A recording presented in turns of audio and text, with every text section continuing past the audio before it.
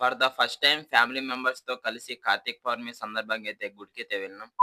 Hey guys! చాలా రోజుల తర్వాత ఫ్యామిలీ మెంబర్స్‌తో కలిసి గుడికైతే దీపాలు వెలిగించే 6:30కి అయితే మేము వెళ్ళేసరికి 7:30 అయింది. అప్పటికే అందరైతే పూజ అయితే కంప్లీట్ అయింది. మా అమ్మమ్మ వాళ్ళు పూజ ఉందనేసరికి త్వరగా ఎళ్లి అక్కడైతే కూర్చున్నారు పూజలో. మేము వెళ్ళేసరికి అయితే కొంచెం అయితే లేట్ దీపాలేంటి మీరు అనుకుంటున్నారా? చెప్తా ఆగండి. కార్తీక పౌర్ణమి సందర్భంగా మధిర శివాలయంలో అయితే కోటి దీపాలోత్సవాల కార్యక్రమాలైతే నిర్వహించారు. ప్రతి ఒక్క ఆడవాళ్ళైతే 365 అయితే ఒత్తులైతే వెలిగారు. ఇవన్నీ అయితే నాకైతే తెలియదు. మా అమ్మమ్మ గారిని అడిగితే చెప్పింది. మీరు ఈ కార్తీక పౌర్ణమి రోజు మీ ఫ్యామిలీతో ఎలా సెలబ్రేట్ చేసుకున్నారో కామెంట్ అయితే చేయండి. ఇంకా మా అమ్మమ్మ వాళ్ళదైతే పూజ అయితే కంప్లీట్ అయితే అయింది. ఆ ఒత్తులైతే గంగ నీళ్ళలో అయితే వదిలేసి ఈ గ్యాప్ లో అయితే మా అమ్మమ్మ, మా చెల్లి వాళ్ళైతే ఒక కట్ట తీసుకొచ్చి దాన్నైతే పడవలాగైతే చేశారు.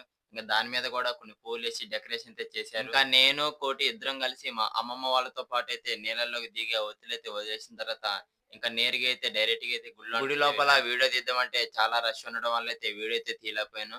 బట్ ఎనీవే దర్శనం అయితే చాలా బాగా జరిగింది. కొబ్బరికాయ భక్తులే కొట్టాలి. పూజ పూజారి గారే చేయాలి. లైక్ అండ్ సబ్స్క్రైబ్ మీరే చేయాలి. చేయొచ్చు కదా! ఉంటా మరి. Okay bye.